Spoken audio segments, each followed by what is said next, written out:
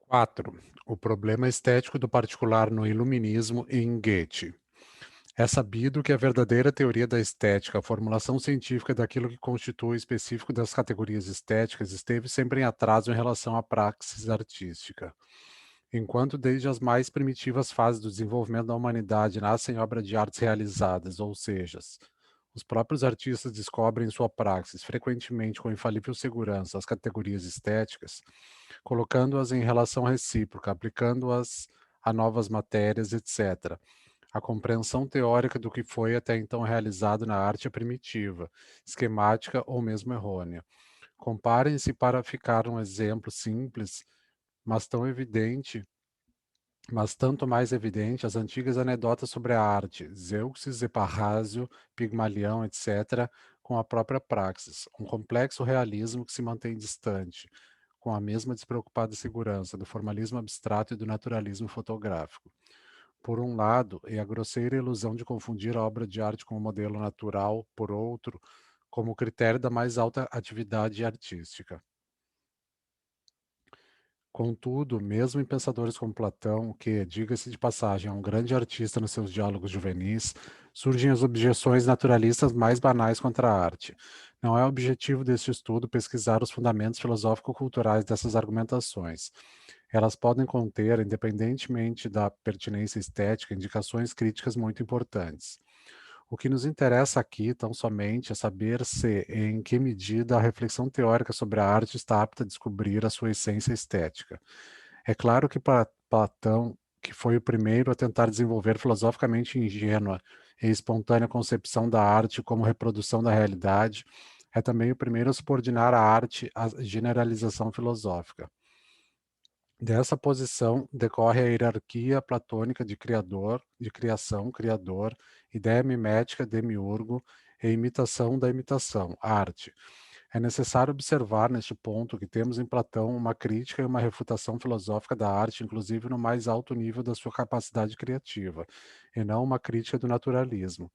Platão era contemporâneo e conhecedor da arte e da literatura gregas em sua mais alta floração, mas deve-se ao seu idealismo extremo e retrógrado a opinião de que mesmo a forma artística clássica e completa tem necessariamente de ignorar a essência da realidade, e, por isto, do ponto de vista filosófico, deva decair ao mesmo nível da cópia naturalista da imediaticidade. Ele pergunta no último livro da República a respeito da pintura. Reflita-se agora no seguinte, abre aspas, reflita-se agora no seguinte, a que finalidade serve a pintura no caso individual? Ela quer imitar o ser essencial das coisas tais como são, ou a sua aparência tal como os revela o olho. Ela é uma imitação da aparência ou da verdade, fecha aspas. Platão afirma naturalmente a primeira coisa. É evidente que assim se rechaça tudo aquilo que, através das formas da arte como formas da realidade a reproduzir, faz precisamente com que a arte seja arte. Aristóteles sentiu isso com precisão e, na poética, polemiza contra a opinião platônica, mesmo sem citá-la expressamente. Do ponto de vista metodológico, por trás deste atraso da teoria estética, naturalmente, não apenas da dos gregos, esconde-se um grande pensamento, fecundo e verdadeiro, a convicção de que a arte, como a ciência, como o pensamento ligado à vida cotidiana, é um reflexo da realidade objetiva. Se se abandona este ponto de vista, tal como ocorre frequentemente na estética decadente, são arrancadas todas as raízes da arte do terreno no qual ela cresce e atua. A aparência de especificidade e de independência que por este meio lhe é atribuída desfigura o conteúdo e a forma da arte de um modo tão drástico que esta maneira de explicar a verdadeira essência do que é estético deve ser rechaçada ainda mais intensamente do que aquelas que fazem desaparecer as diferenças entre a arte e os outros modos de refletir a realidade. Falando da crítica do juízo, esboçamos essas conclusões. Se bem que, naturalmente, a arte não seja ali posta numa redoma de cristal, como ocorre nas teorias burguesas decadentes. Por isso, é compreensível que a estética de etapas históricas que assinalavam um progresso que tenha marchado sobretudo pelo primeiro caminho. Ainda que não nos possamos deter, nem mesmo brevemente, nos detalhes desse desenvolvimento, deve-se observar que, Enquanto o critério da arte na representação artística foi fixado como universalidade científica, a arte, mesmo nos casos em que os pensadores desejam conscientemente o contrário, foi considerada objetiva, frequentemente menos perfeito, mas sempre de tipo científico. Na hierarquia do pensamento que se autoaperfeiçoa, a arte deve então limitar-se sempre a um estágio preparatório. É o que ocorre em Leibniz e, inclusive, no sistema de Hegel. Quando, porém, esta hierarquia é invertida, como no jovem Schelling, disto não decorre um conhecimento mais adequado do que é estético, mas sim uma mistificação irracionalizadora. Ora, se deste modo, na direção para o alto, em relação à generalização, desaparecem os limites entre o reflexo teórico e estético, naturalmente apenas no pensamento sobre a arte e não na própria arte, eles devem consequentemente desaparecer também para baixo na teoria da reprodução da imediaticidade e da singularidade sensível, mais uma vez apenas no reflexo da consciência, não na praxis artística. Já este quadro, mais do que breve, indica como tal complexo de problemas da teoria estética se acha em estreita correlação com a nossa questão, com o problema da particularidade. Como já dissemos, é sabido o atraso com que, na filosofia, atingiu-se a clareza sobre esta questão. Lembramos também a respeito a crítica que Lenin faz de Aristóteles. Também aqui não podemos penetrar nos detalhes históricos. Observemos apenas brevemente que o fato de ter negligenciado, de não ter desenvolvido a categoria da particularidade, não pode de modo algum significar, em um dialético da força de Aristóteles, um fracasso pessoal, mas sim a emergência de um limite colocado pelo desenvolvimento histórico-social. Marx sublinha repetidamente a genialidade de Aristóteles, também na compreensão de problemas econômicos sociais. Aristóteles analisou filosoficamente não apenas a troca de mercadorias, mas também a relação de valor e a expressão do valor. Ele compreendeu com justeza que a troca coloca qualidades diversas em uma certa relação de igualdade, estabelecendo entre elas uma mensurabilidade. Mas ele para aqui, renunciando à posterior análise da forma do valor. Fecha aspas. Aristóteles vê, inclusive, na igualdade por ele mesmo constatada, algo, abre aspas, estranho à verdadeira natureza das coisas, fecha aspas. Isto é, uma determinação não natural, mas puramente social. Em sua posterior análise, todavia, Marx mostra que Aristóteles não estava em condições de chegar até o conceito de valor, porque, como pensador de uma sociedade escravista, não podia ver no trabalho a categoria central da economia. O mesmo limite se apresenta em Aristóteles ao lado de uma indicação genial na distinção entre economia e crematística. A primeira designa em seu sistema uma produção para o consumo próprio, compreendidos também eventualmente atos de troca cuja finalidade seja este consumo pessoal. A segunda, a troca de mercadorias propriamente dita, a economia monetária. Aristóteles, contudo, não tem condições de fazer derivar social historicamente a segunda forma da primeira. Ele condena a crematística, e sua exposição limita-se à constatação da antítese. Este limite, devido à sua formação econômica, tem como consequência o fato de que lhe permaneça vedada a visão da dialética das determinações sociais que podemos observar em Hegel. Em especial, a particularidade não pode receber nele uma forma tão independente e funções tão independentes como em Hegel. Também em Aristóteles, naturalmente, surge com frequência a categoria da particularidade. É assim que, por exemplo, ele considera a lei como particular, o direito natural como universal. Essas afirmações isoladas não têm nenhuma influência real sobre a dialética da particularidade, cujo desdobramento é impossível em seu sistema. O particular, em muitos casos, é absorvido pelo universal e, ainda mais frequentemente, misturado com o singular enquanto antítese do universal. Esta estrutura fundamental do sistema naturalmente repercute também na estética. Aristóteles deu ao desenvolvimento da estética um impulso duradouramente salutar, na medida em que, por um lado, colocou no centro da estética o reflexo da realidade objetiva e não o reflexo das ideias, como no neoplatonismo. Por outro lado, também, e ao mesmo tempo, este reflexo foi por ele energicamente diferenciado da cópia puramente mecânica da realidade. É seu imperecível mérito o fato de ter formulado claramente, pela primeira vez, a generalização específica que ocorre na reprodução poética da realidade. Aristóteles vê precisamente aqui a essência e o valor da poesia. Quando diz que a tragédia é mais filosófica do que a historiografia, que então ainda não se tinha desligado inteiramente da literatura artística e ainda não era uma ciência autônoma, isto refere-se precisamente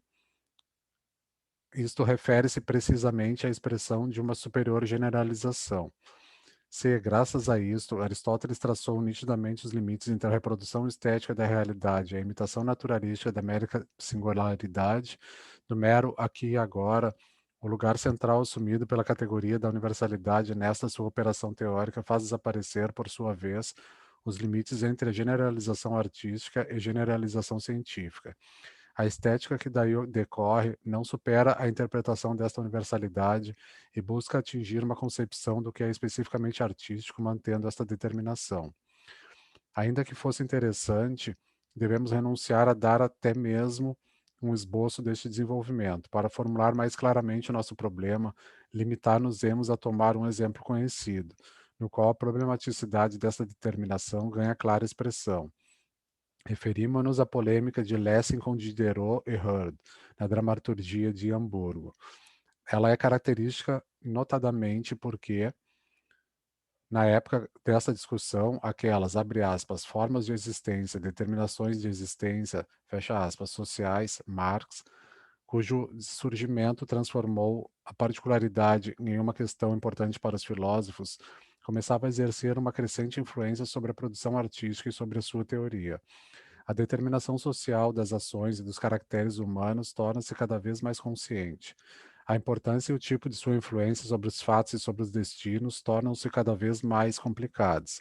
A relação entre o indivíduo e a sua situação social, camada, classe, entre vida pública e privada dos homens, recebe determinações novas, mais intricadas e mais mediatizadas. Já anteriormente, sublinhamos a função cada vez mais acentuada do acaso sobre o capitalismo na inclusão de uma classe de um homem na inclusão em uma classe de um homem individual. O efeito desses momentos objetivamente sociais é subjetivamente ainda maior porque os ideólogos da burguesia, vista da sua classe, os ideólogos da burguesia ascendente tentam interpretar esses novos fenômenos do ponto de vista de sua classe e, de um modo polêmico, contra as explicações dadas pelas camadas dominantes do passado. Muito daquilo que a arte da antiguidade, do feudalismo e mesmo do absolutismo feudal tinham assumido como natural, como imediatamente evidente nas relações sociais dos homens, em seus condicionamentos sociais, surge agora para a arte e para a estética como carente de uma explicação particular. Como na maior parte dos campos da ideologia progressista burguesa em formação, também neste caso de Diderot abriu o caminho para os problemas da nova realidade, para que os problemas da nova realidade recebessem, tanto do ponto de vista artístico quanto do estético, uma formulação energicamente avançada. A sua formulação do problema é bastante audaz. O novo drama não deve levar à cena personagens, mas sim o que ele chama de condition. Deste modo, levanta-se uma questão que é para nós de extrema importância. Quando Lessing analisa estas afirmações de Diderot, bem como as de Palissot e de Hurd, que polemizam com Diderot, resulta que estas concepções, tão frequentemente em aguda contradição recíproca, possuem algo em comum. Na figuração artística do homem de sua época, todos querem ir além do que é puramente individual para compreenderem em si, de modo imediato, explícito e imanente, o momento da determinação social. Em outro ponto, Diderot concretiza assim a questão, com relação ao conteúdo e à forma dos gêneros artísticos. A tragédia plasma a individualidade, ao passo que a comédia tem por finalidade a representação do que ele chama de espécies. No contexto das suas considerações, torna-se evidente que ele pensa aqui, mais ou menos, no ponto de uma terminologia mais evoluída chamaria de tipo. Neste ponto, é particularmente interessante para nós o fato de que, segundo Diderot, o drama burguês, o genre serré, é, portanto, a forma artística que ele busca fundar teórica e praticamente. Deva ocupar uma posição intermediária entre tragédia e comédia, isto é, deva realizar o que é puramente típico na direção de uma aproximação ao que é individual. Em todas estas considerações, podemos perceber a luta por uma nova estética que pretende superar os extremos deformados pela excessiva generalização, isto é, o meramente individual e o abstratamente universal, colocando em seu lugar um novo tertium datur, Diderot critica este universal abstrato referindo-se sobretudo à universalidade dos tipos cômicos. Segundo ele, o herói do avaro de Molière não é tanto um homem avaro como a avareza. A introdução das conditions na praxis dramática é por ele considerada como um meio para superar esta universalidade abstrata. Surgem, assim, momentos importantes de uma dialética que conduz ao concreto. Em primeira instância, o caráter continuamente variável das conditions pensai, diz Diderot, no fato de que todo dia se formam novas conditions. Ele vê na introdução desses novos conteúdos de vida um princípio chamado a subverter não apenas os lineamentos da estrutura dramática, mas também a inteira elaboração dos detalhes. Acrescento apenas um exemplo no que diz respeito à transformação da técnica dos caracteres. Antes de tudo, é preciso não dotar os próprios personagens de espírito, mas sim colocá-los em situações que lhes deem espírito. E Diderot vai tão longe nesta ocasião que chega a ver na unidade dos caracteres uma simples quimera.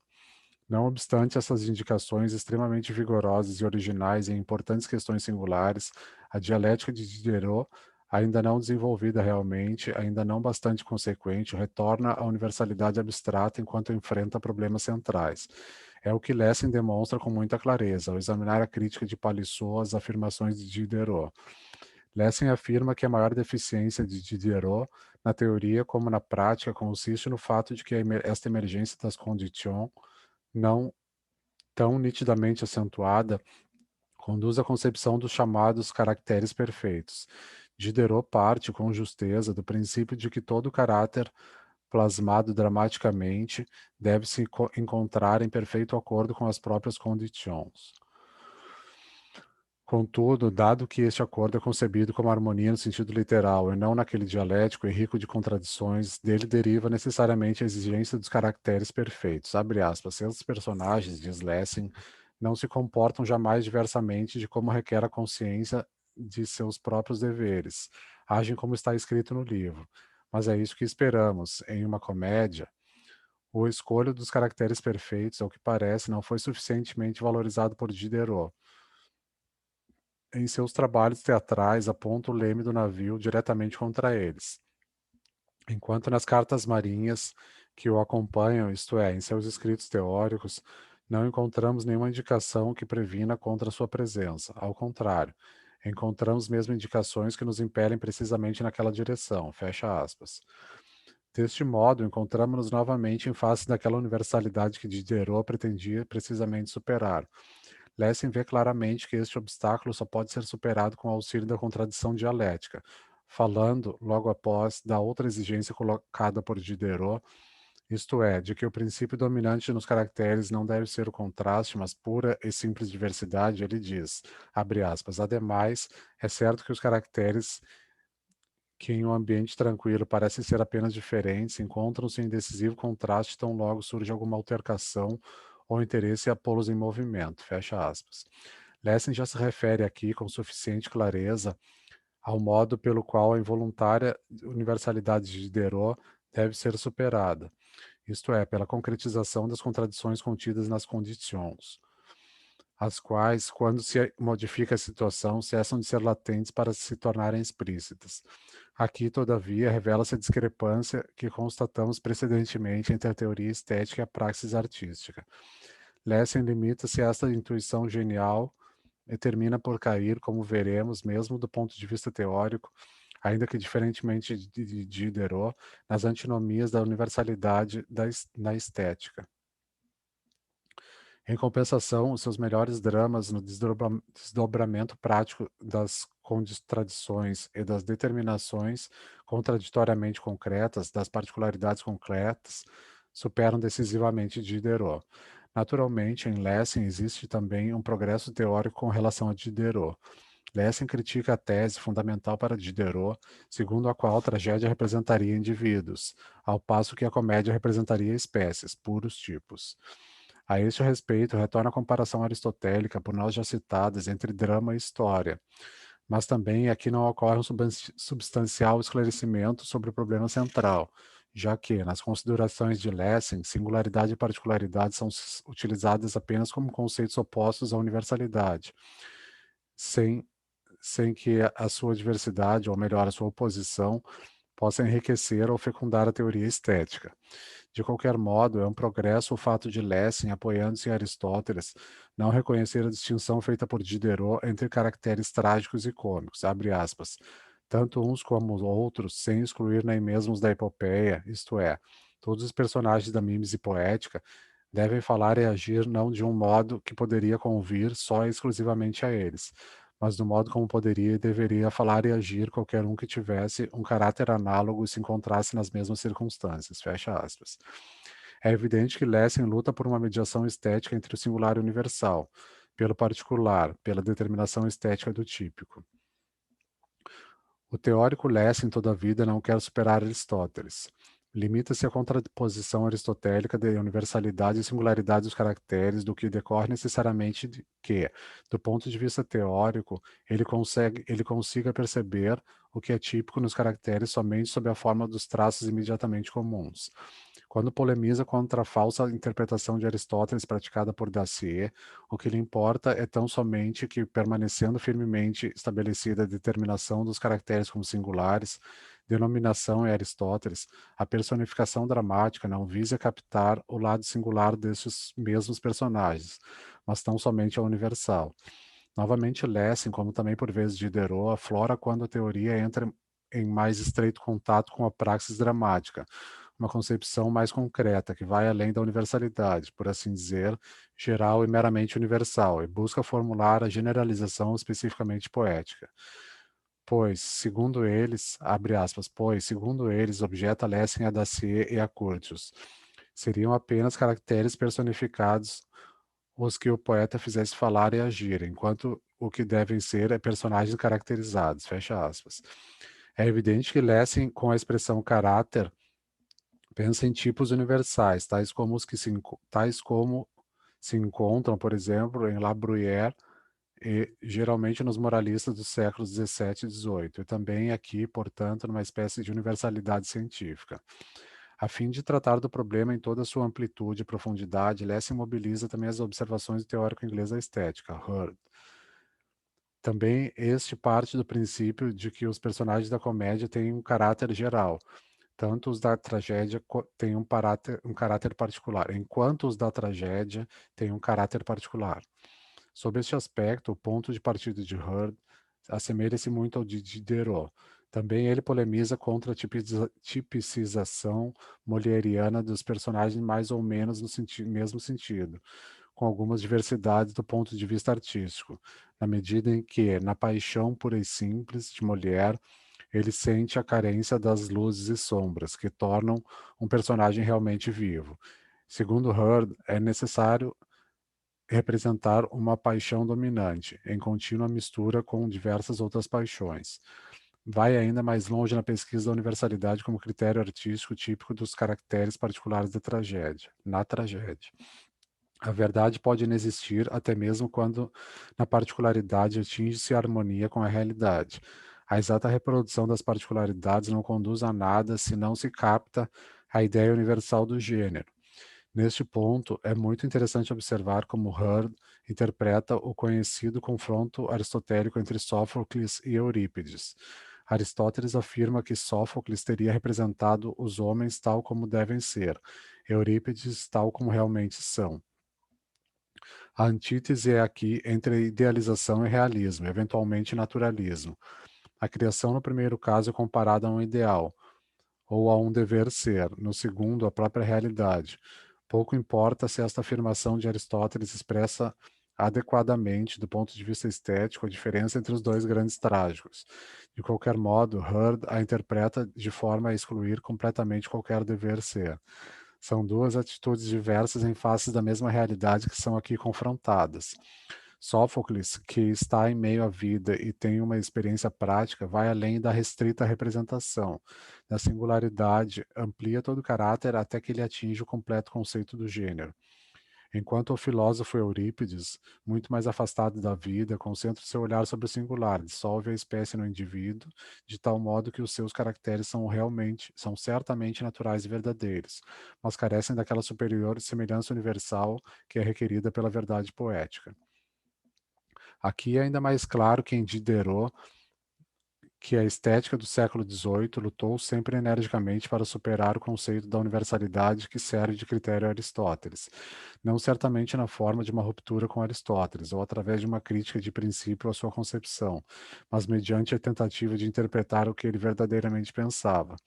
A dificuldade que a este ponto se apresenta continuamente em seus raciocínios é, para dizê-lo brevemente, o fato de que o conceito do típico, por sua formulação estética, eles lutam, ele implica realmente, por uma parte, numa generalização dos fenômenos singulares da vida imediata, e, por outra, contudo, sempre que é captado não como processo de generalização, mas como universalidade existente, isso obscurece, ao invés de esclarecer, o que é artisticamente típico. Neste ponto, já surge com clareza a diferença, certamente não consciente nos autores que citamos, entre reflexo científico e reflexo estético.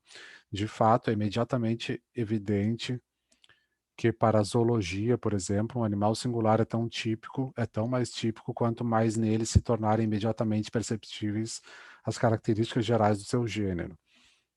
Mas como se deve entender o gênero ao qual a Electra de Sófocles corresponde mais do que de Eurípides?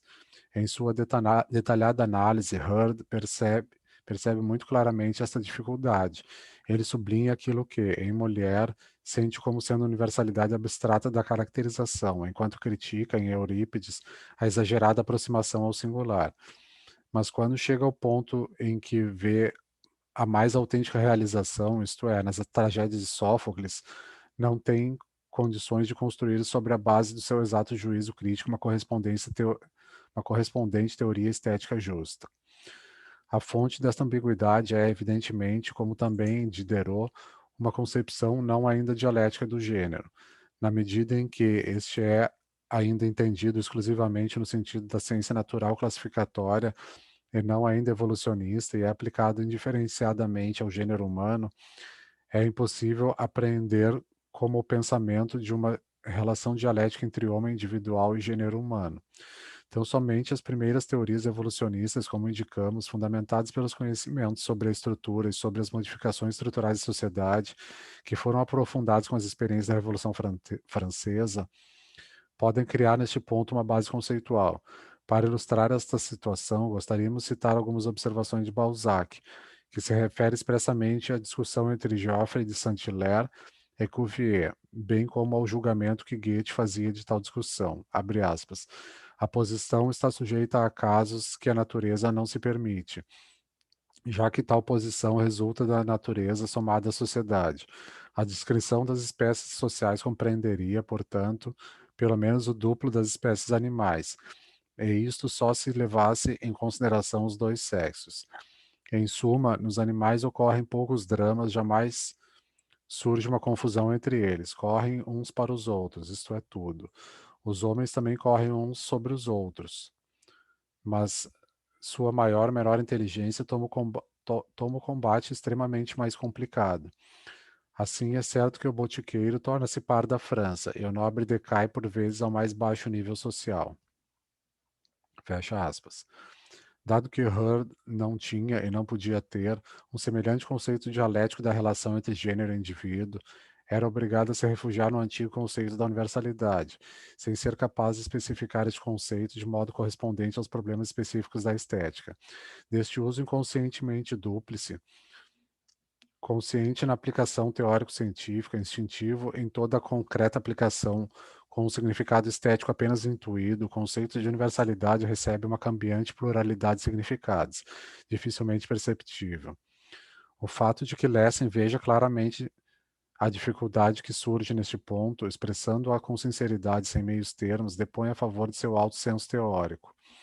Seus comentários sobre Diderot, e notadamente sobre Hurd, provam que ele está inteiramente de acordo com muitas análises concretas desses.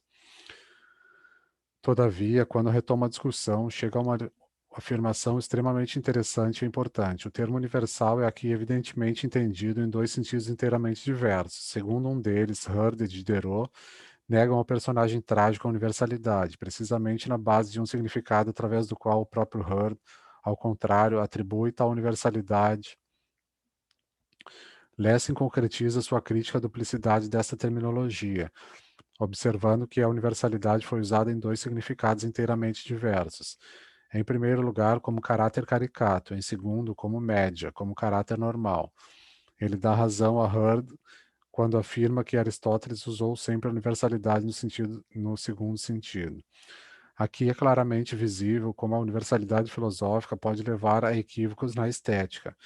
Pode ter sido teoricamente necessário, partindo dos pressupostos de Aristóteles, que a expressão universalidade recebesse esse sentido, mas é impossível que ele acreditasse seriamente que os heróis das tragédias gregas fossem homens médios. Lessing coloca, com razão, em relação aos caracteres dramáticos, a seguinte pergunta: abre aspas, como é possível ser ao mesmo tempo exagerado e normal? Fecha aspas. Limita-se, porém, a indicar a dificuldade, a antinomia que está contida no conceito de universalidade para a dramaturgia, para a estética, e recusa-se a dar uma solução. Assim, este importante debate sobre o típico, sobre a questão central da representação artística, realista e artística na literatura, Hurd tenta aplicar os princípios que aqui surgem também à pintura, termina com a clara formulação de uma antinomia insolúvel. De fato, é evidente que Diderot, Hurd e Lessing buscam a lei da representação dos tipos precisamente nas condições específicas da nascente sociedade burguesa, ainda que Hurd e Lessing se queixem continuamente de Aristóteles. Eles reconhecem que não se trata, em nenhum caso, de imitar simplesmente a natureza, de reproduzir os traços singulares na sua singularidade. Veem artisticamente, portanto, a necessidade da generalização artística. Mas esta tendência, quando é fixado como conceito de universalidade, termina por cair na antinomia do superior e do médio. Não é inteiramente equivocado considerar este fenômeno, no terreno estético, como um paralelo das antinomias teóricas de Kant. É isto ainda mais porque a base filosófica das antinomias é a mesma em ambos os casos. A falência, no que diz respeito ao particular, naquela construção conceitual que se apoia na praxis das ciências naturais meramente classificatórias, em face dos novos problemas daquele período, em face do problema teórico fundamental da estética, colocado na ordem do dia sob o desenvolvimento social. Contudo, a diferença é mais substancial do que a afinidade. Kant fixa em suas antinomias como limites à nossa Kant fixa suas antinomias como limites à nossa faculdade cognoscitiva, ao passo que Lessing, certamente em sua praxis de poeta, não em suas considerações teóricas, vai muito além dessas antinomias. Telheim, Nathan, o Templário, o Príncipe, Orsina, etc., são tipos no sentido estético da palavra, nem caracteres médios e tampouco superiores. Como poeta, Lessing sabe muito bem que a unidade dos caracteres é uma unidade em movimento dialético das suas determinações essenciais, tanto sociais quanto individuais. A universalização nasce do fato de que os homens determinados particulares da sociedade são movidos por forças semelhantes. Por isto, reconhecem a si mesmos e ao seu destino no caráter e na trama dos dramas de Lessing, mesmo quando não pareçam ser eternamente nenhuma relação mesmo quando não pareçam ter eternamente nenhuma relação imediata com esses personagens, existe, portanto, uma generalização sui generis, para cuja determinação teórica aquele conceito de universalidade que na ciência e na filosofia se desenvolveu e se conservou, não é um veículo, mas sim um obstáculo. Há muito tempo este problema era percebido. Diderot, Hurd e Lessing, porém, eram pensadores muito sérios para, diante das dificuldades, se refugiarem num racionalismo estético do je ne sais quoi, como muitos de seus predecessores contemporâneos. Eles buscam, por isso, uma categoria estética que relacione no pensamento a superação do singular com a generalização concreta continuamente realizada, típica das obras de arte, uma categoria que, mesmo ampliando ao máximo o campo da arte, não abandone, mas ao contrário, preencha suas mais profundas exigências. Diderot e Hurd têm um claro pressentimento deste problema. Lessing chega, inclusive, a expressar claramente a problemática que daí decorre. Nenhum deles pôde encontrar uma solução porque, em seus aparatos conceituais, o particular é usado quase como sinônimo da singularidade, já que a teoria de sua época, como já assinalamos, ainda estava muito longe de compreender a dialética específica desta categoria. Partindo das intuições artísticas que entram em insolúvel contradição com o mundo das formas teoricamente fixadas, Goethe deu um decisivo passo à frente, atingindo uma clara visão do problema, ainda que certamente sem chegar a uma completa sistematização estética. O tempo decorrido entre Lessing e Goethe não é grande. Bem maiores são os acontecimentos na vida e no pensamento, que preenchem esta etapa intermediária. É sobretudo importante o fato de que a batalha que vinha sendo travada no interior, no sentido de elaborar uma ciência da evolução na natureza, absorva um período decisivo na vida e na obra de Goethe. Ao contrário de Hegel, cujo pensamento dialético foi estimulado especialmente pelos problemas sociais, os novos problemas e as novas respostas das ciências naturais são decisivos para o nascimento da dialética goetheana. Ao mesmo tempo, porém, Goethe foi contemporâneo da filosofia clássica alemã, da aquisição consciente do moderno método dialético. Ainda que não se ligasse a nenhuma corrente particular, a amizade com Schiller, a leitura da crítica do juízo e as relações com Schelling e Hegel tiveram certamente importância na formação de uma dialética específica no seu pensamento. É sabido que Goethe estudou a fundo a crítica do juízo. Possuímos um exemplar dessa obra anotado e sublinhado por ele. Suas afirmações sobre ela são muito interessantes. No lugar devido, tratamos amplamente a reação de Schelling à crítica do juízo. Goethe não se preocupa nem um pouco com o contraste entre pensamento intuitivo e pensamento discursivo, que era fundamental para Schelling, se bem que cite precisamente as proposições mais importantes do trecho decisivo que se refere a isto. Todavia, Kant é para ele tão somente um impulso, o que para este não é cognoscível com os meios do nosso pensamento, isto é, objetivamente com os meios do pensamento metafísico. Goethe considera, graças a uma longa praxis, como cientificamente cognoscível. Por isto, coloca de lado, com alguma ironia, tanto a intuição, cujo valor é extremamente relativo, ele já conhece há tempos como experiente poeta que é, quanto o intelecto divino, considerando essas concepções de Kant como uma confirmação filosófica da sua anterior praxis de cientista. Se eu, diz Goethe resumindo, abre aspas, anteriormente, de um modo inconsciente e por impulso interno, encaminhei-me infatigavelmente na busca daquele modelo originário, na busca do típico, se me foi inclusive possível construir uma representação conforme a natureza, nada podia agora me impedir de enfrentar corajosamente a aventura da razão, como a chama o velho de Königsberg. Fecha aspas. Antes de mais nada, é preciso esclarecer o que seja em Goethe este modelo originário típico. Nossa análise vai ao encontro necessariamente da cisão da filosofia clássica alemã, bem como daquela cisão específica do método de Goethe. É sabido que a orientação principal era a tentativa de compreender filosoficamente a ideia do desenvolvimento que penetrara na natureza com as grandes descobertas científicas do fim do século. Aliás, já várias vezes nos referimos a isto. Também em Goethe, esta tendência se apresenta muito cedo. No início, certamente com uma consciência filosófica bastante limitada, como um empirismo voltado apenas para a praxis, que continha em si, naturalmente, muitos elementos de um materialismo instintivo, de uma dialética espontânea. O contato com a filosofia clássica torna a dialética de Goethe bastante mais consciente do que em sua juventude, se bem que jamais Goethe tenha chegado a uma completa clareza metodológica quanto ao método dialético. O que distingue Goethe dos filósofos que lhe são contemporâneos é o materialismo espontâneo. Este materialismo manifesta-se continuamente como oposição aos idealistas. Desde o primeiro grande colóquio com Schiller sobre o fenômeno originário, Schiller dizia, abre aspas, não é uma experiência, é uma ideia, fecha aspas. Quase ocorre uma ruptura entre os dois. Somente a habilidade diplomática de Schiller consegue colocar de novo o colóquio sobre um terreno amigável.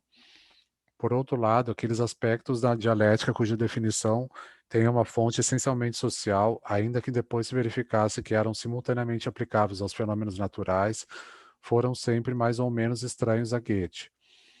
Como pensador, Goethe jamais tirou as consequências filosóficas das grandes transformações sociais ocorridas em seu tempo.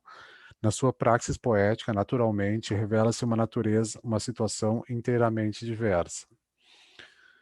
Talvez se possa ilustrar com evidência esta problemática com o exemplo de uma hierarquia das categorias que Goethe publicou nos suplementos à teoria das cores, da qual se infere claramente que ele, na natureza, relaciona a dialética imediatamente ao homem como indivíduo e não como ser social, isso como pensador, não como poeta. Goethe vê a série ascendente das mais importantes categorias dialéticas na seguinte ordem sucessiva: contingente, mecânico, físico, químico, orgânico, psíquico, ético, religioso, genial. Fecha aspas. Poder-se-ia demonstrar, utilizando várias passagens de seus escritos teóricos, que não se trata aqui de um aforismo casual, mas sim do traço principal, instintivo, de sua ação dialética.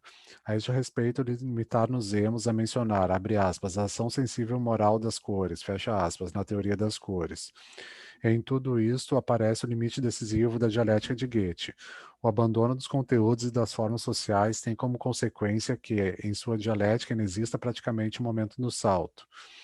Aqui não nos referimos à temática do Goethe teórico, nem pensamos no mundo de sua poesia, tão rico inclusive do ponto de vista social.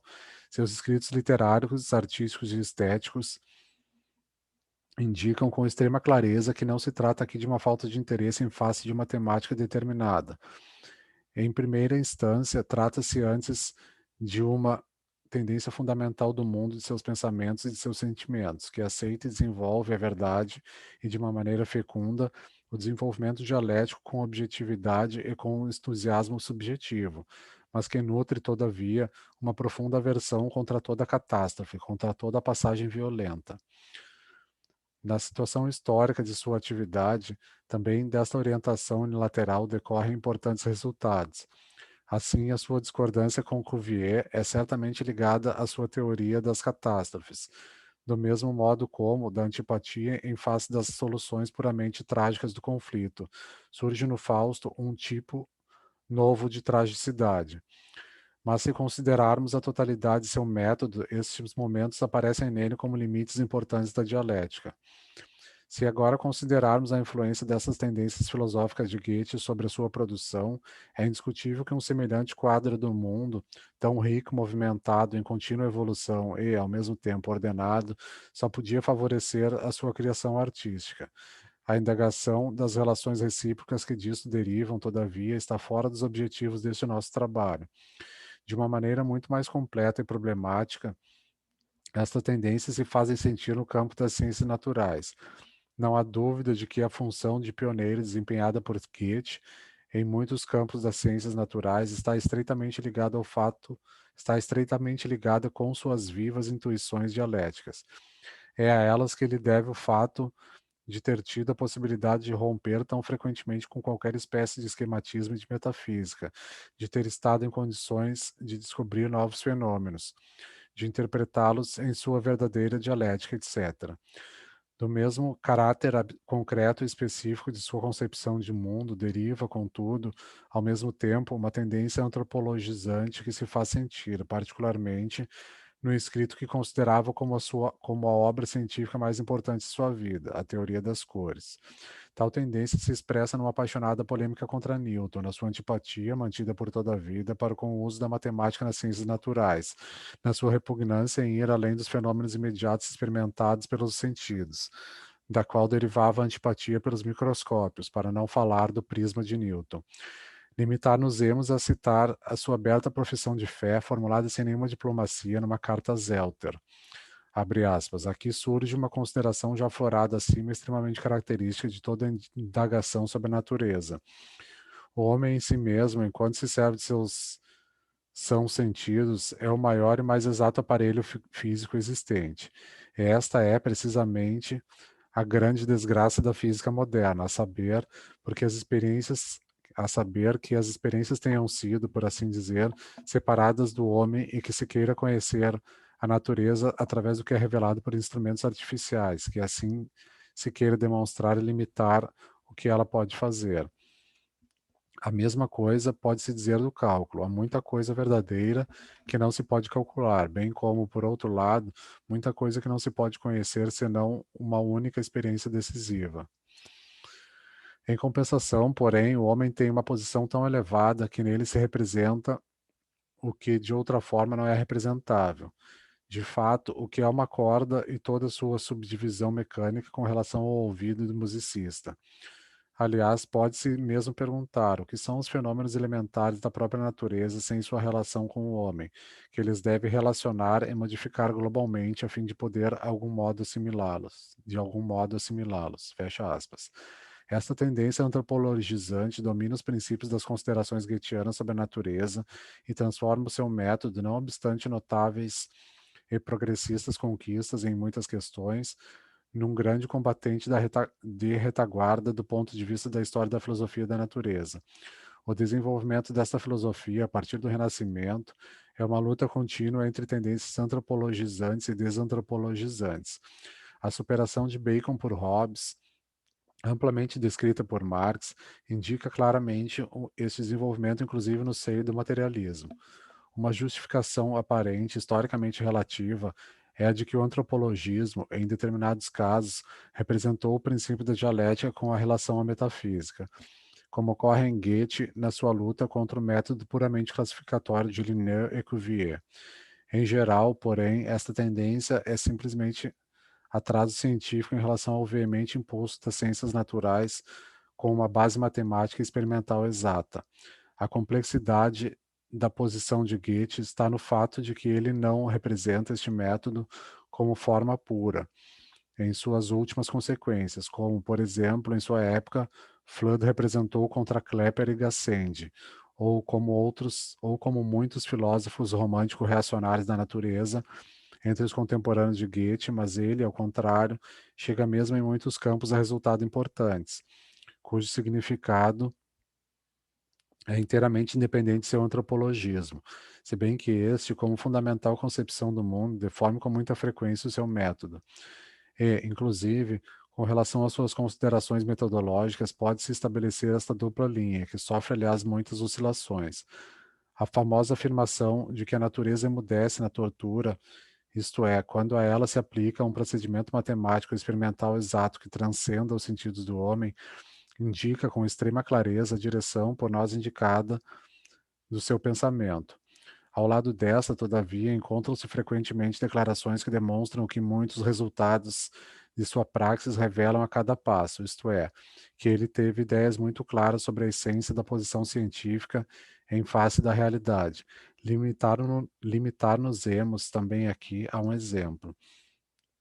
Abre aspas, as ciências no conjunto se afastam sempre da vida e somente após uma longa peregrinação retornam a ela. De fato, elas são precisamente compêndios da vida, elevam as experiências externas e internas ao universal, a uma conexão, fecha aspas. Uma característica bastante importante da concepção goetheana da natureza para nós é a sua próxima e íntima relação com a estética, mas não se deve confundi-la com tentativas aparentemente análogas, como as de Schelling e Novalis. Estes trabalhavam com analogias abstratas entre o processo criativo do artista ou o próprio artista e a natureza, de tal modo que a natureza e suas leis eram completamente mistificadas. Goethe aproximou-se da natureza como observador genial, como apaixonado pesquisador de suas verdadeiras conexões.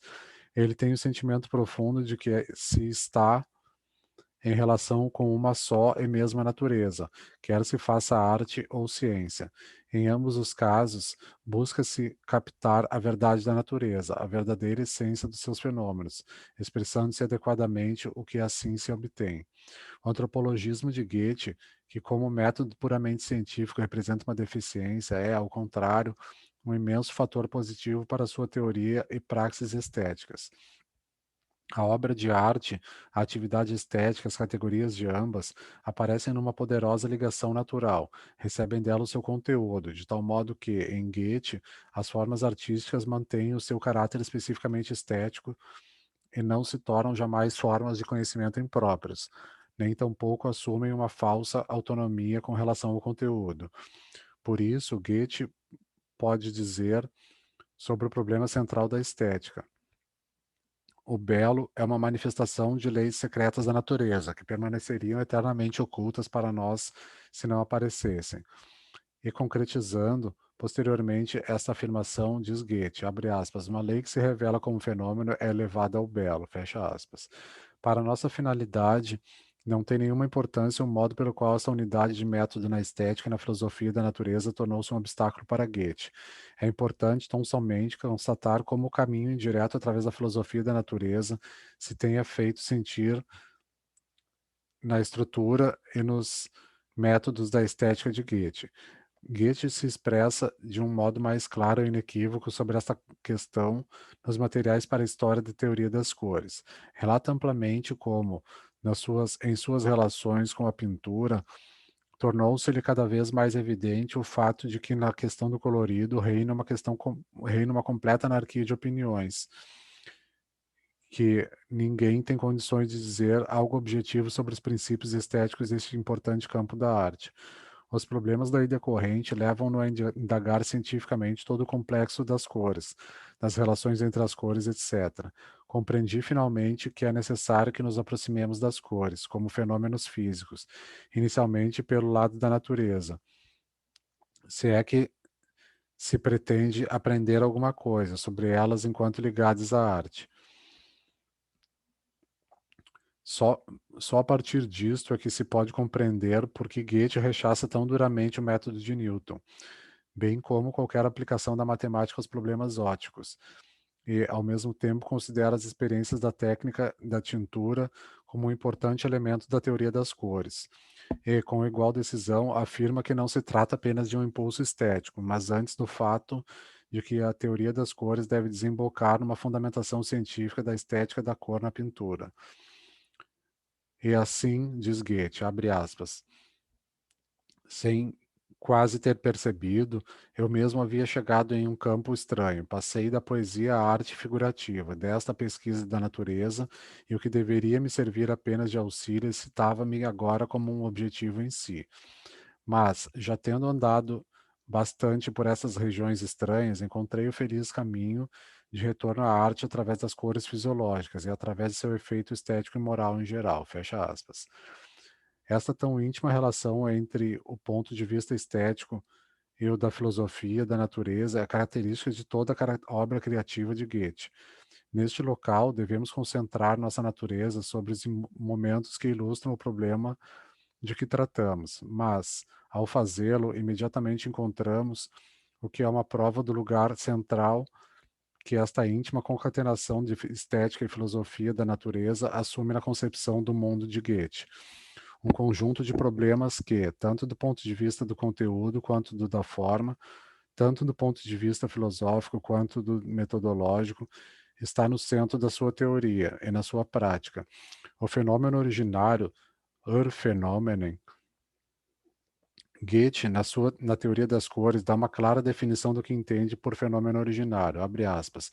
Se o físico pode chegar ao conhecimento do que chamamos um fenômeno originário, ele chegou ao fim. E, com ele, também o filósofo. O físico, porque se convence de ter chegado aos limites da ciência, de se encontrar numa altitude empírica, de onde pode olhar para trás e contemplar todos os graus de experiência anteriores, e se olhar para frente, tem diante de si o reino da teoria no qual não pode entrar, nem mesmo dar uma mirada. O filósofo, porque de fato, da mão do físico, toma um último que nele se torna um primeiro. Fecha aspas. Se completarmos essa definição com a concretização filosófica que lhe deu Hegel, numa carta pessoal a Goethe, com a qual este se declarou de acordo, o fenômeno originário se esclarece completamente no que diz respeito aos objetivos específicos de nossa pesquisa. Hegel diz, abre aspas, seja-me permitido agora falar a Vossa Excelência também do interesse particular que possui para nós filósofos um fenômeno originário obtido de tal forma, de tal modo que possamos empregar com a permissão de Vossa Excelência este resultado precisamente a serviço da filosofia. Se nós, no final, elaboramos, contra o ar e a luz, o nosso absoluto antes fechado como uma ostra, cinzento ou inteiramente negro, como quiserdes, de tal modo a fazê-lo desejoso de ar e de luz, temos necessidade de janelas para expô-lo completamente à luz do dia. Nossos fantasmas se desvanecerão se quisermos transferi-los diretamente na sociedade rica e intricada do mundo externo. Aqui, os fenômenos originários de vossa excelência servem magnificamente aos nossos propósitos.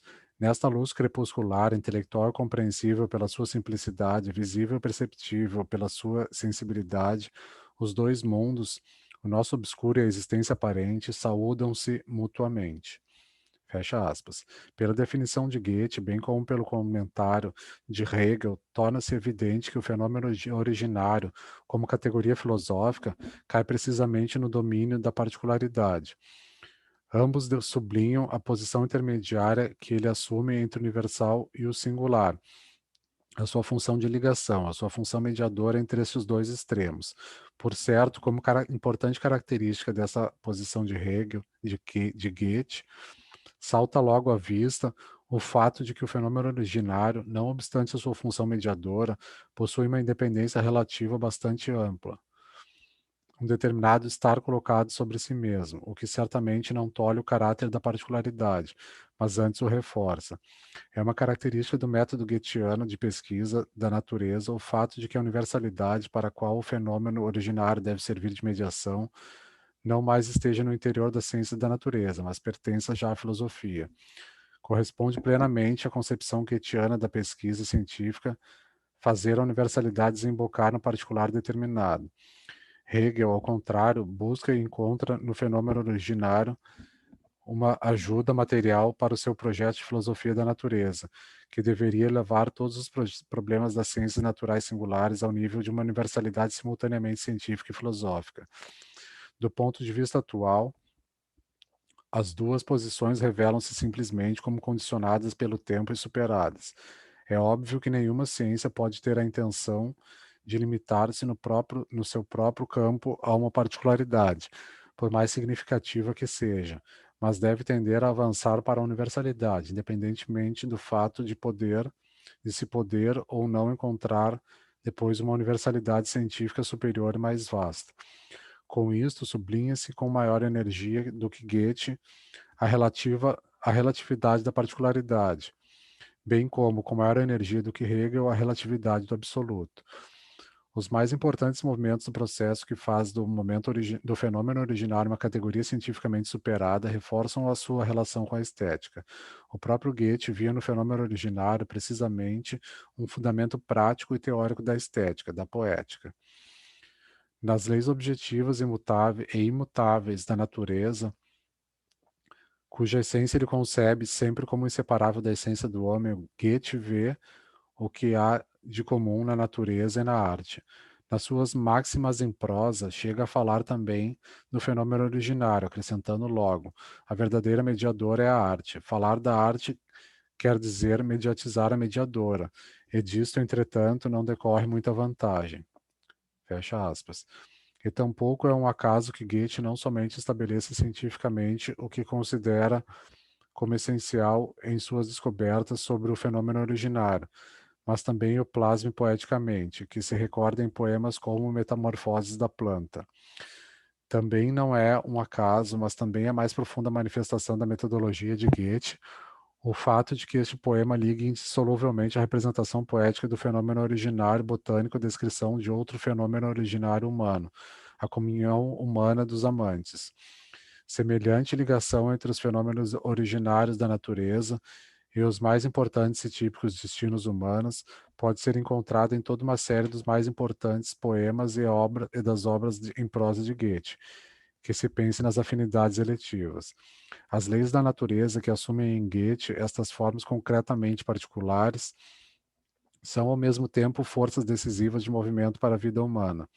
Abre aspas, a lei segundo a qual tu começaste, fecha aspas, diz ele em seu modo extremamente característico. Portanto, por mais problemático que seja o método antropologizante para as ciências humanas, é extraordinariamente fecundo para aquela coisa incomparável que é a poesia de Goethe. Talvez não tenha existido nenhum outro poeta para o qual a unidade do conteúdo da vida, do conteúdo das experiências vitais na ciência e na poesia tenha sido tão permanentemente a estrela polar. Quando, por exemplo, ele se pronuncia contra Diderot pelas leis próprias da arte, negando as manifestações singulares e imediatas da natureza, o direito de valerem como critérios para a criação artística, não defende tanto a arte em face da natureza quanto os direitos vitais de uma parte especial de toda a natureza contra a tentativa de equipará-la mecanicamente a outras partes. A esse respeito, porém, não se deve esquecer que Goethe vê tal processo da natureza na totalidade universal, levando em menor conta do que Hegel as componentes históricos sociais, ao passo que nos tratamentos singulares que tendem a determinar um setor concreto da arte ele leva em conta, com muita compenetração, estas componentes. Que se recorde, por exemplo, a dedução do épico e do dramático a partir do modo de comportamento do rapsodo e do mimo. Para esclarecer nosso problema, tivemos de delinear brevemente os princípios fundamentais comuns à filosofia da estética, à filosofia da natureza e à estética de Goethe, a fim de que se tornasse imediatamente evidente que, imediatamente evidente por que e de que modo ele é o primeiro a ver na particularidade a categoria estrutural da esfera estética. Compreende-se que, dado o modo de trabalhar que lhe é próprio, jamais tenha ele elaborado sistematicamente este pensamento. Contudo, as suas formulações centrais fornecem a este respeito um quadro inequivocamente claro de sua concepção. Principiemos com a conhecida contraposição de seu método criador àquele de Schiller. Abre aspas. Existe uma grande diferença no fato de o poeta buscar o particular para o universal ou ver no particular o universal. No primeiro caso, nasce a alegoria, onde o particular só tem valor enquanto exemplo do universal. No segundo, está propriamente a natureza da poesia, isto é, no expressar um particular sem pensar no universal ou sem se referir a ele. Quem concebe este particular de um modo vivo, expressa ao mesmo tempo ou logo em seguida, mesmo sem o perceber, também o universal. Fecha aspas. Goethe defende aqui os princípios decisivos da arte bem realizada contra um gênio problemático como Schiller. Em outra passagem, encontramos expresso o mesmo pensamento, de um modo absolutamente não polêmico, mas sim como necessária consequência da dialética goetheana. Abre aspas.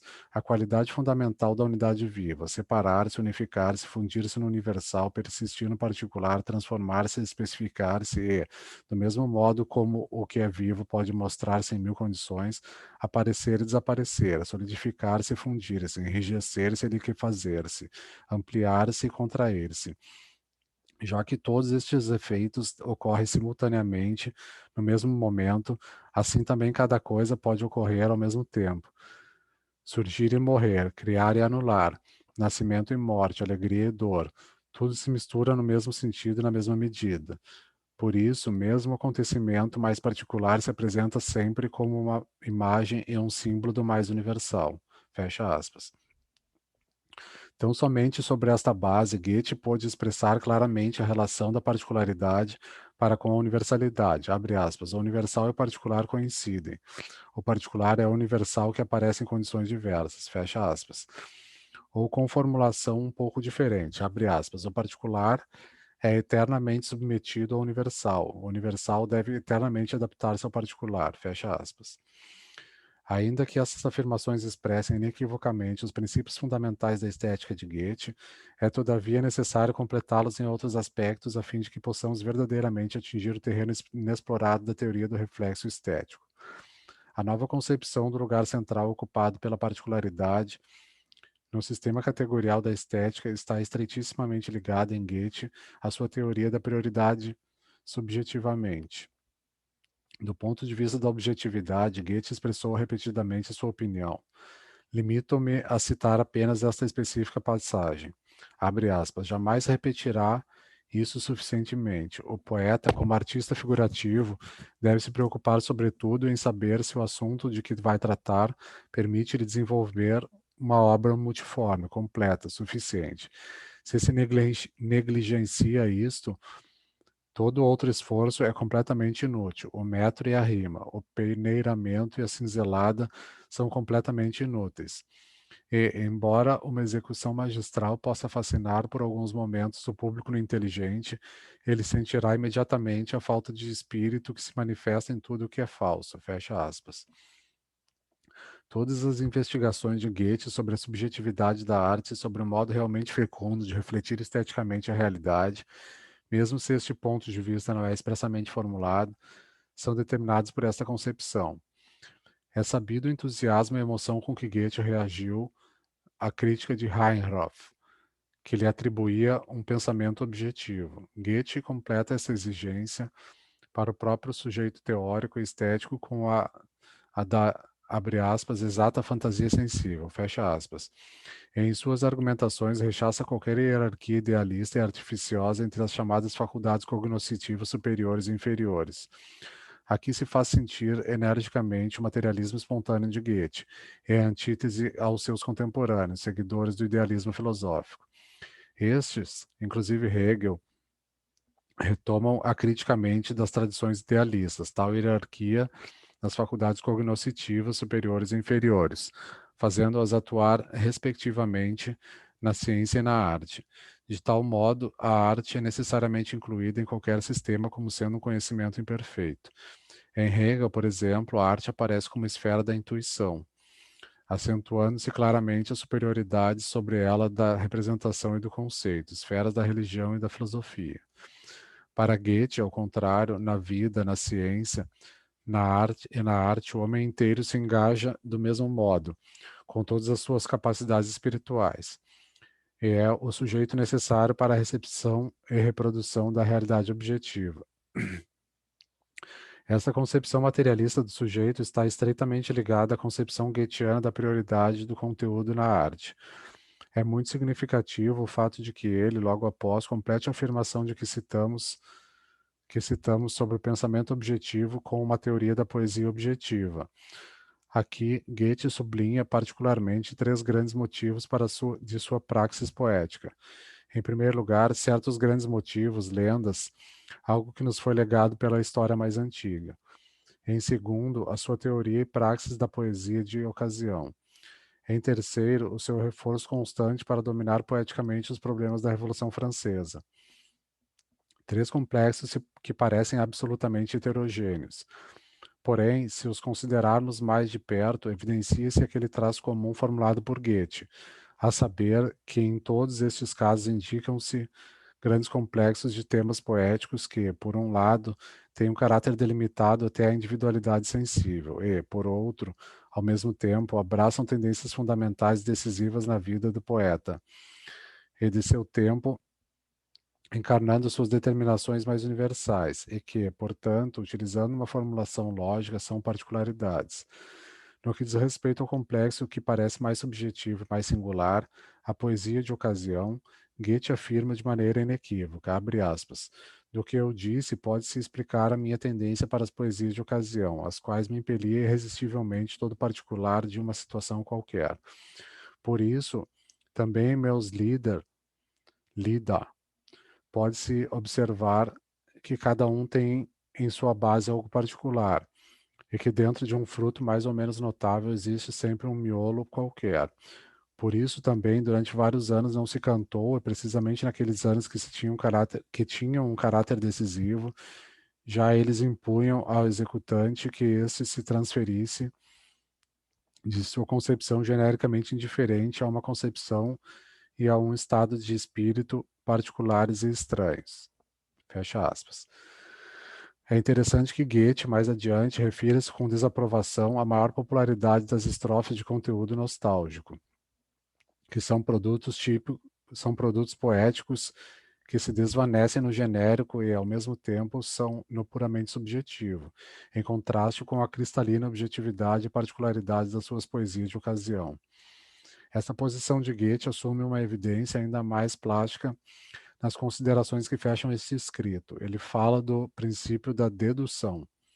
E outro fato característico fala dele tanto para o trabalho científico quanto para o trabalho artístico. Abre aspas. Não descanso enquanto não encontro um aspecto importante, do qual se possa deduzir muito, ou antes, que implique muito em si mesmo, e me dê muito espontaneamente, já que, no esforçar-me e no receber procedo com cautela e fidelidade. Trata-se aqui de algo mais do que uma técnica pessoal de trabalho.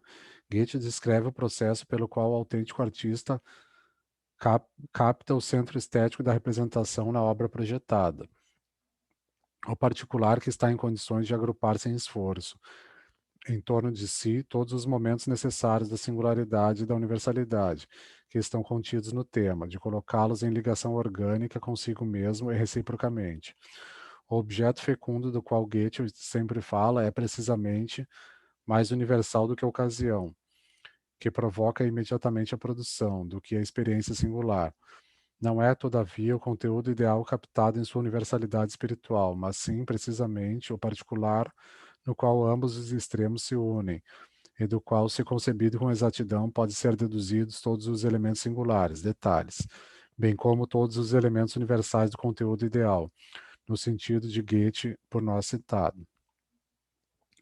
Pela crítica epistolar feita por Goethe ao Kranichen des Ibycus, de Schiller, pode-se talvez observar do modo mais claro quais são as importantíssimas consequências que podem derivar deste ponto de vista. Goethe parte do simples fato natural de que os Grolls são pássaros que caminham.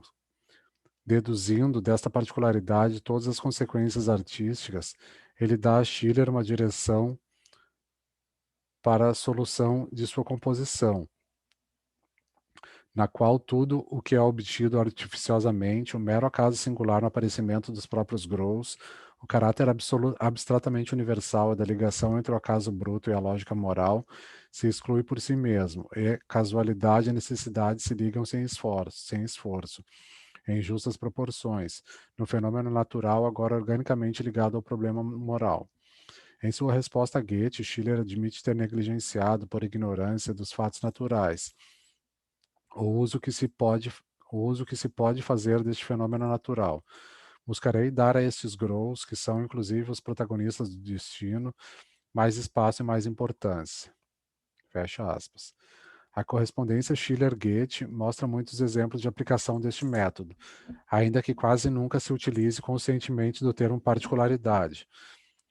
Não está excluída a possibilidade de que, do ponto de vista terminológico, Goethe e, eventualmente, Schelling tenham influenciado Goethe, Hegel e, eventualmente, Schelling tenham influenciado Goethe neste ponto, se bem que ele tenha, sob este aspecto, ido muito além em substância e extraído as consequências estéticas com muito mais energia do que esses filósofos.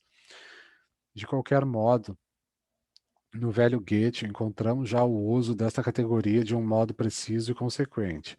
A particularidade como forma própria da poesia é o conteúdo de uma carta a Zelter, e Goethe sublinha, a este respeito, o contraste com o singular, com a mesma decisão com a qual se referia, no já citado confronto entre a sua produção pessoal e a de Schiller, a justa relação dialeticamente contraditória com o universal.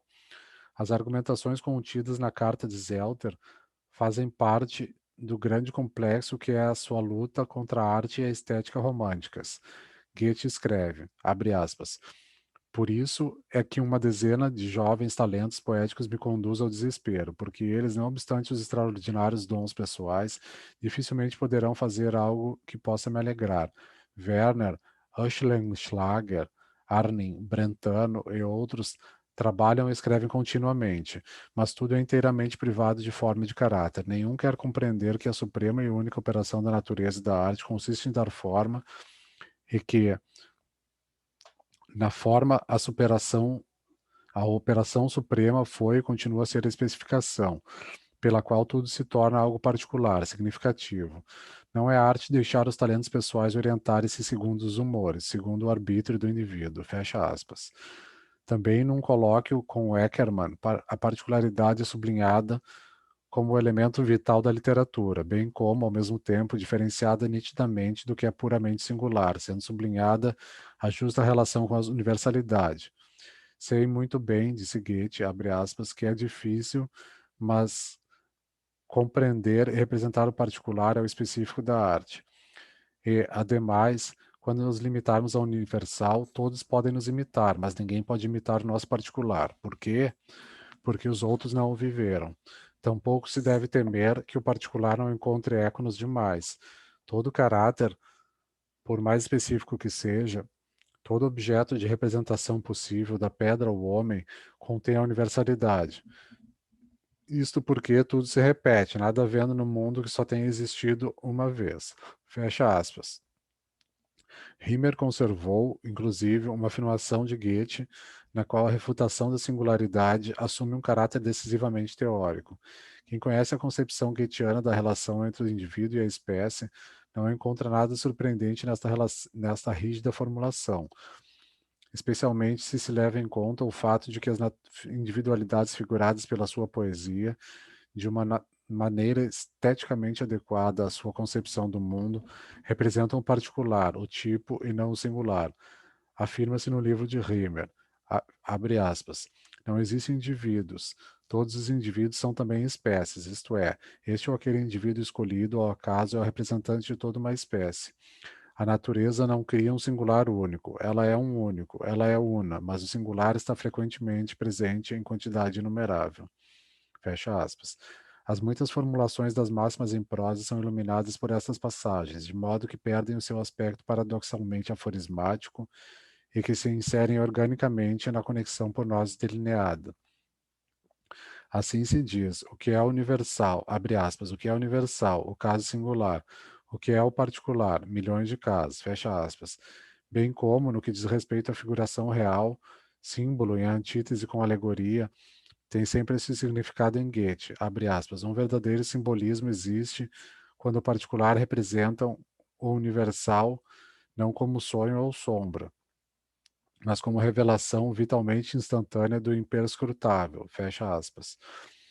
Ou ainda, a respeito do processo criador do gênio, abre aspas, o gênio exerce uma espécie de iniquidade, primeiro no universal e depois da experiência no particular, fecha aspas. Naturalmente, esta concepção poderia ser encontrada em muitas argumentações estéticas de Goethe, mesmo quando ele não emprega essa terminologia. Mas é óbvio, acreditamos, depois de tudo que foi dito, que Goethe, no famoso artigo, abre aspas, simples imitação da natureza, maneira e estilo, fecha aspas, entende por estilo precisamente o particular no sentido por nós utilizado. Precisamente por isso, ele marcou a época na teoria da arte, concretizou o processo artístico da generalização, sem porém fixá-lo no equívoco extremo da universalidade, como sempre ocorrera desde Aristóteles até Lessing. Naturalmente, isso não quer dizer que a estética marxista, ainda que tão somente na elaboração deste problema, seja apenas uma continuação direta da iniciativa goetheana, e não porque Goethe não fornecesse uma elaboração sistemática da categoria da particularidade na estética, mas apenas, o que certamente é muitíssimo, indicações esclarecedoras e fundamentais, antes da designação do lugar no qual o problema deve ser colocado e resolvido, do que a própria solução. Não só por isto, mas também, e sobretudo, por causa dos limites da dialética goetheana, sobre os quais nos referimos, mutatis mutandis, temos aqui, em certo sentido, uma situação análoga às indicações dadas por Hegel, e igualmente geniais, sobre a função do particular na dialética do conhecimento. Por certo, as diferenças são pelo menos tão importantes quanto as semelhanças. Em primeiro lugar, Goethe é um materialista espontâneo. Por isso, nele não está tudo de cabeça para baixo. Todavia, ele é um materialista espontâneo com uma forte inclinação para a dialética. Disso decorre, por um lado, que ele, considerado a linha fundamental da sua atividade estética, jamais perdeu de vista completamente o reflexo da realidade, dado que, todavia, por outro lado, também a sua tendência dialética é apenas espontânea. Ele critica de maneira justa, na maioria dos casos, as doutrinas adialéticas do reflexo, mas cai por vezes em posições inconciliáveis com a teoria do reflexo. Basta recordar a sua crítica à estética de Diderot. Em segundo lugar, a sua dialética espontânea, como já dissemos, é limitada no que diz respeito ao momento decisivo do salto, a transformação da quantidade em qualidade. Quando este aspecto de seu pensamento, a evolução pura, sem saltos, apresenta-se em sua estética, a necessidade de uma revisão radical. Deve-se certamente observar que este limite da dialética goetheana, apresenta-se com muito menor peso na estética do que na metodologia das ciências naturais, mas surge também na estética. Por isso, este rico e fecundo legado de Goethe não pode ser utilizado sem uma reelaboração crítica.